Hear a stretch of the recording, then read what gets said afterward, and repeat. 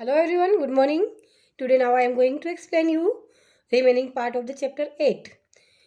यहाँ पे हम एक एक्टिविटी करेंगे air expands on heating. Air फैलती है गर्म करने से. गर्म जब होती है एयर तो वो फैल जाती है यानी कि एक्सपांड होती है. यहाँ पे एक्टिविटी में हम एक बॉइलिंग ट्यूब लेंगे.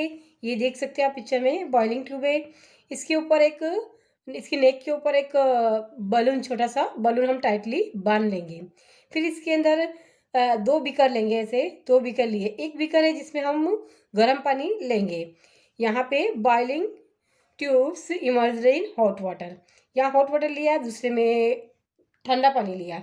तो पहले का क्या करेंगे हम, ये जो हमारी ट्यूब थी इसको हम हॉट वाटर में इमर्ज करेंगे, इसके अंदर रखेंगे. तो कुछ टाइम के बाद आप देखोगे कि यहाँ पे बैलून सीधा होके थोड़ा सा फैल जाता है.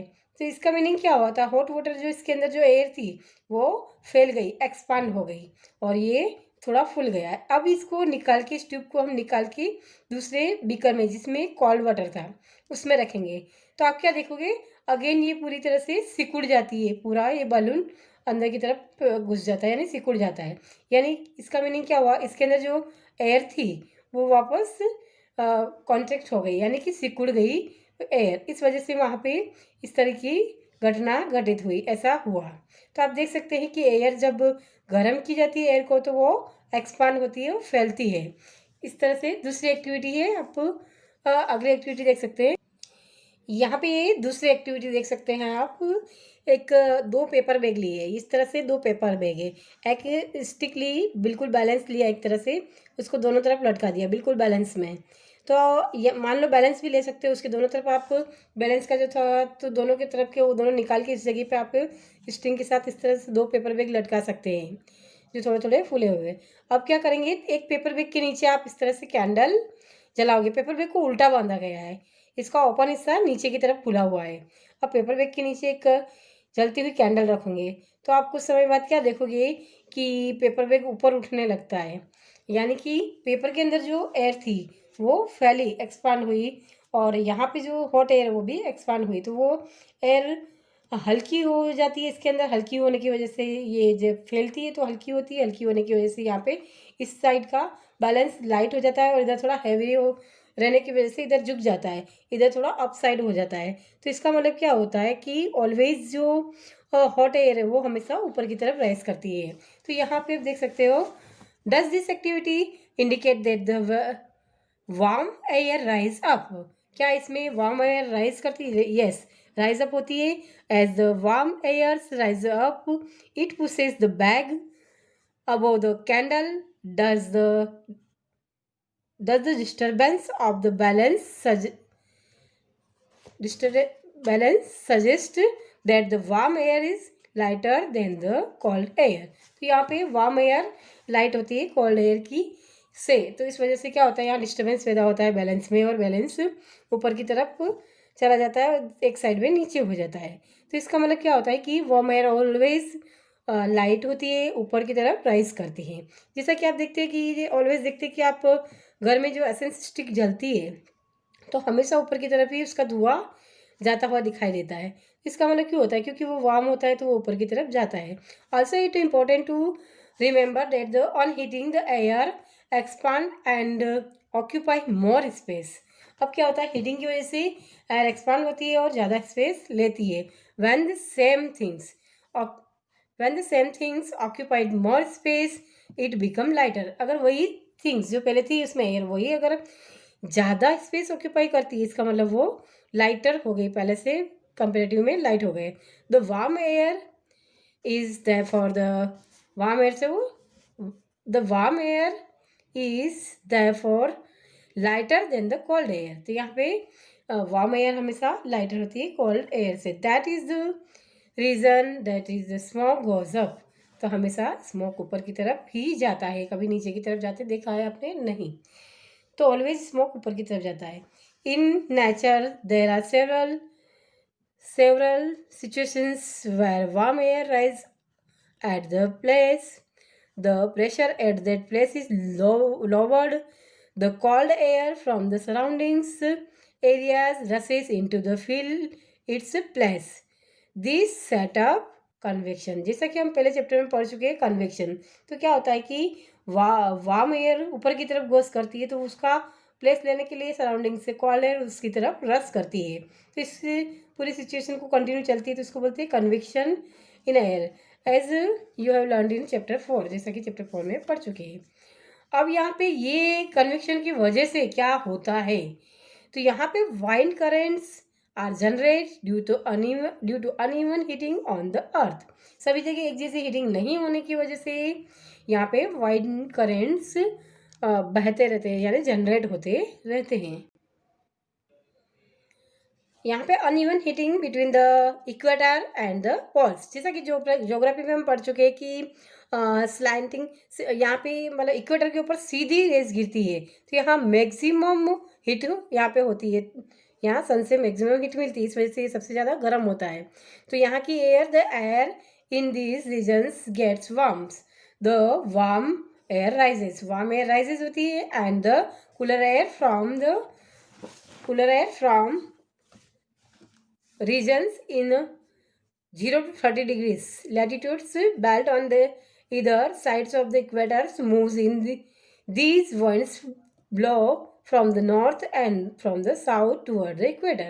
तो यहाँ पे नॉर्थ और साउथ दोनों साइड से इक्वेटर की तरफ एयर मूव करती है, क्योंकि यहाँ की एयर वार्म होकर राइज अप की तरफ राइज होती, ऊपर की तरफ राइज होती है। तो यहाँ का प्लेस लेने के लिए दोनों इक्वेटर के दोनों साइड में जो साइड्स में 0 डिग्री से 30 डिग्री के बीच की जो एयर होती है वो बीच इक्वेटर की तरफ भागने लगती है। At the poles the air is cooler than that at latitude about 30-60 degree. तो 60 डिग्री से यहाँ लैटिट्यूड से, यहाँ पिक्चर में आप देख सकते हो 60 डिग्री लैटिट्यूड है, यहाँ से एयर कूलर होने की वजह से ये एयर यहाँ पे इधर रस करती है, इधर की तरफ भागती है। तो इस तरह से यहाँ आप यहाँ पे भी देख सकते हो दोनों तरफ से एयर, नॉर्थ और साउथ से दोनों तरफ से इक्वेटर की तरफ एयर फ्लो कर रही है, क्योंकि यहाँ की वार्म एयर ऊपर की तरफ उड़ती है। इस तरह से पोल्स पे बहुत ज़्यादा ठंडी होती है कंपेरेटिवली, तो वहाँ से एयर इस तरफ आती है और इधर भी इस तरफ आती है, फ्लो करती हैं। तो that the latitudes about 60 degree the warm air at this attitude rise up and the cold air from the polar regions rushes in to take its place. इनका प्लेस लेने के लिए यहाँ से पोलर रीजन से यहाँ पे एयर इधर की तरफ रसेस करती है 60 डिग्री लैटिट्यूड की तरफ। In this way wind circulations is set up, इस तरह से विंड का सर्कुलेशन बन जाता है from the poles to the warmer latitude as shown in the figure. यहाँ फिगर में आप देख सकते हैं पोल से वार्मर लैटिट्यूड की तरफ यहाँ पे एयर का पूरा सर्कुलेशन बन जाता है, इस तरह से पूरी घूमती हुई वापस इस तरह से जाती रहती है। The wind would have flown in the north-south direction from north to south or from the south to north। इस तरह से इनका सर्कुलेशन कंटिन्यू चलता है। A change in the direction is however caused by the rotation of the earth। अब किस तरह से इसमें डायरेक्शन चेंज होता है, इस caused by the rotation of the earth, rotation earth के रोटेशन की वजह से इस तरह का होता है। यहाँ पे uneven heating of land and water, अब लैंड और वाटर में भी अनइवन हीटिंग होती है। जहाँ पानी होता है वहाँ पे और जहाँ कोरा लैंड है वहाँ पे दोनों जगह क्या सन की हीट बराबर मिलती है, सन की हीट बराबर मिलती है, लेकिन कौन ज़्यादा एब्जॉर्ब करता है। इस तरह से वहाँ पे जैसे कि आप लैंड पे देखेंगे लैंड बहुत जल्दी गर्म हो जाता है, जबकि वाटर में थोड़ा गर्म होने में टाइम लगता है। You have read about the sea breeze and land breeze in chapter 4, जैसा कि चैप्टर 4 में हमने लैंड ब्रीज और सी ब्रीज पढ़ा था। In summer near the equator the land warms up faster and most of the time the temperature of the land is higher than the that of the water of the ocean. तो यहाँ पे ocean के water से यहाँ पे land comparatively बहुत ज़्यादा गर्म होता है समर रीजन्स में। The air over the land get heated and rise, अब लैंड पे एयर हीट होती है और वह ऊपर की तरफ उड़ती है। This causes the winds to flow from the ocean towards the land, इस वजह से ओशन से एयर फ्लो करती है लैंड की तरफ, क्योंकि लैंड जल्दी गर्म होने से वहाँ की एयर राइज अप किया और उसका प्लेस लेने के लिए ओशन की एयर इसकी तरफ रस करती है। दीज आर मानसून विंड, यहाँ पे 8.9 फिगर में दिखाया गया है मानसून विंड, पीछे आप देख सकते हो 8.9 फिगर आप पीछे दिया गया है जो मैं आपको अभी दिखाती हूँ। यहाँ पिक्चर में देख सकते हैं, यहाँ पे आपको ये पूरे मैप में दिखाया गया है इस तरह से एरो से। यहाँ पे विंड जा रही है और ये इस तरह से यहाँ खास तौर से राजस्थान में मानसून विंड यहाँ पे दिखाई गई है। इसके बाद है the wind from the oceans carry water and bring rain. तो यहाँ पे जो विंड ओशन से आती है वो अपने साथ पानी, वाटर और रेन लेके आती है। It is the part of the water cycle, यह वाटर साइकिल का पार्ट है। The monsoon winds carry water and it's rain. Monsoon winds में क्या होती है, वाटर साथ में आता है जो बाद में रेन में कन्वर्ट हो जाता है, वहाँ पे बारिश कर देता है। Cloud bring rain and give us happiness. Farmers in our country depends mainly on the rains for their harvest. There are many folk songs associated with the clouds and rains. तो बारिश के बारे में तो आप जानते ही हो, तो बारिश फार्मर के लिए बहुत फ़ायदेमंद होती है। बहुत सारे सॉन्ग्स भी बनाए गए हैं, बहुत खुशियाँ मनाई जाती है बारिश आती है तो। Sing and enjoy with friends if you know such songs. अगर आप भी कोई सॉन्ग्स जानते हैं तो यहाँ पे आप गा के खुशी मना सकते हैं। However, it is not always a happy endings. Rain often creates problems. Rain की वजह से बहुत सारी प्रॉब्लम्स भी खड़ी हो जाती है। You can list some problems. आप अपनी प्रॉब्लम्स को लिस्ट आउट कर सकते हैं। Can discuss the causes and solution of the problems with your teacher and. हमारे पेरेंट्स के साथ या हमारे साथ डिस्कस कर सकते हो।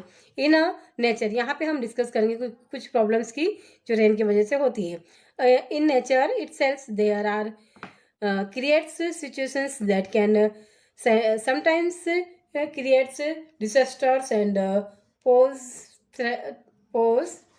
threat to humans, animals and plant life। यहाँ पे बहुत सारे डिजास्टर्स, जैसे कि पानी की वजह से, बारिश की वजह से बहुत सारे डिजास्टर्स आते हैं, बाढ़ आना और इसके अलावा साइक्लोन वगैरह जो होते हैं, जिसके बारे में अभी अपन इस चैप्टर में आगे पढ़ेंगे और उनकी प्रॉब्लम्स को समझेंगे और प्रॉब्लम किस तरह से सॉल्यूशन किया जाता है वो भी हम पढ़ेंगे। तो यहाँ पे 2 सिचुएशंस है, थंडरस्टॉर्म एंड साइक्लोन, जिसके बारे में हम इस चैप्टर में अभी पढ़ेंगे। आज के लिए इतना ही। Have a nice day, good bye.